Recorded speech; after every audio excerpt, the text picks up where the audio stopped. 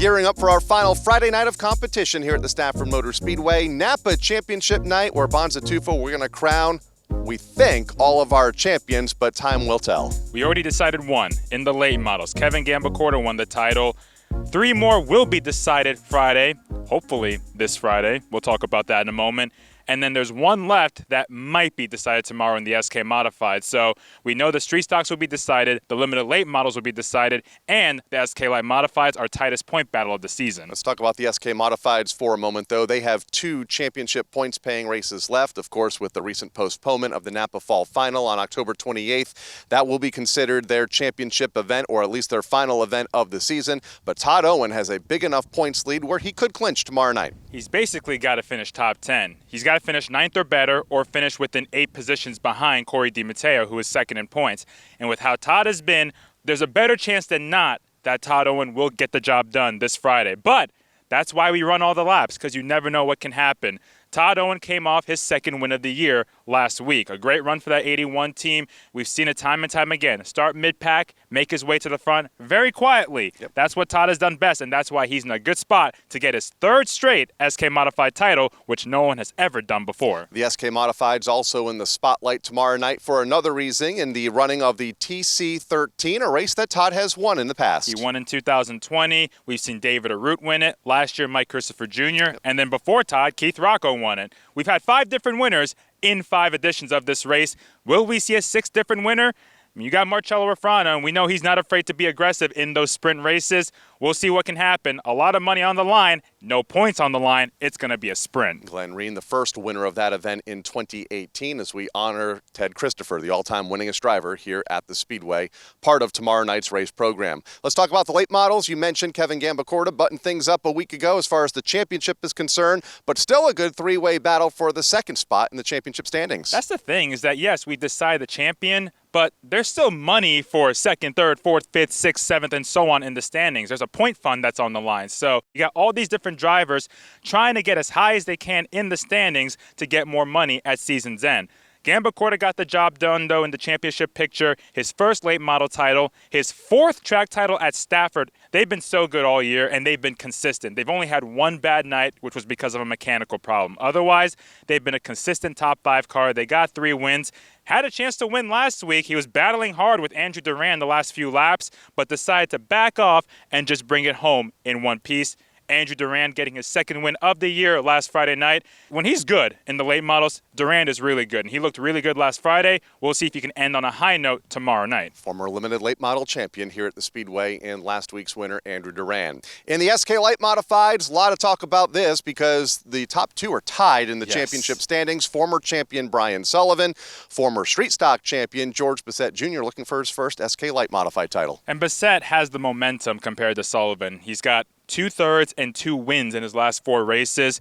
Bissett started 18th last Friday and made his way up to 3rd. He edged out Sullivan at the checkered flag, which is what he needed to tie up the championship battle heading into championship night. It's going to be interesting. We've seen Bissett have the better car, the better performance lately. Sullivan started the year off so hot, but Bissett is the hottest driver right now. But it all comes down to one night where everything can change. You got to stay in one piece, and you got to watch out for the orange car in front of you. And that goes for both drivers. We know for a fact an orange car will win the championship in the SK Light Modified. Well, actually, no, because Tyler Chapman is still mathematically alive. 40 points back. What if Sullivan and Bissett have a bad night? It can cost you 20 positions on track. That's 40 points. Tyler Chapman could be right in it, so you never know until the end. And with the field sizes that division has got, including 36 that took the green last week, all they have to do is finish out of the top 30. Say they get caught up in a lap 1 incident, or top 20, actually. They can finish out top 20. So things can happen. That happened to Sullivan a month ago. He had a 40-plus point lead and lost 40 points because he finished 21st when Bissett won that race. Anything can happen. Absolutely, and that's why we run these races. They'll go 20 laps tomorrow night for their final feature event for the SK Light Modifieds. Limited late models, a couple of drivers, veteran drivers in the championship hunt there, including Jeremy Lavoie, who's looking for an unprecedented 3rd title. And redemption. And redemption after a year ago. Yes. Last year, he had a 16-point lead on Rich Hammond heading into the finale when it all fell apart with 3 laps to go, when the rear end basically fell apart. This year, He's 16 points ahead of Matt Clement, and he's got to finish the laps. It'll be a tough climb for Matt Clement. He knows what he has to do, and that's win the race. At that point, you're at the mercy of Lavoie. Where does that 6 car end up? He's got to hope that Lavoie has a rough night to have a chance at the title, because 16 points, that's 8 positions on track. Lavoie's going to have an off night for Clement to get the title. For Jeremy Lavoie, he's got to finish all the laps, especially after what happened last year. Log all 20 laps, stay clean, and the championship is probably his. No one's won 3 limited late model titles before. That can change this season. And it's doable with the field size that the limiteds have been getting. We talked about it earlier this week. They had 19 last week, or 18 cars took the green flag. That division grows every single season. With that, more points on the line. Yes. So if you get DNF, you could finish 14th, 15th, 16th. That's a 30-point swing right there. So nothing's guaranteed. And especially after what happened last year, Lavoie is not going to celebrate until that checkered flag flies. And in the street stocks, a tale of 2 drivers. That has been the case since opening day back in May. It's going to come down to the same 2 here tomorrow night. Travis Haidar and Ryan Waterman, 2 drivers who have combined to win 12 races this season. Most recently, Ryan Waterman got the win last week, his 7th victory of the year. If he wins tomorrow, that'll be 8 victories. That'll tie the most wins in a street stock season since the Dare Stock era started the championships in 2004. He would tie Johnny Walker. So Waterman, he wants to get that record along with the championship. Haidar needs to win, in my opinion. Haidar needs to win.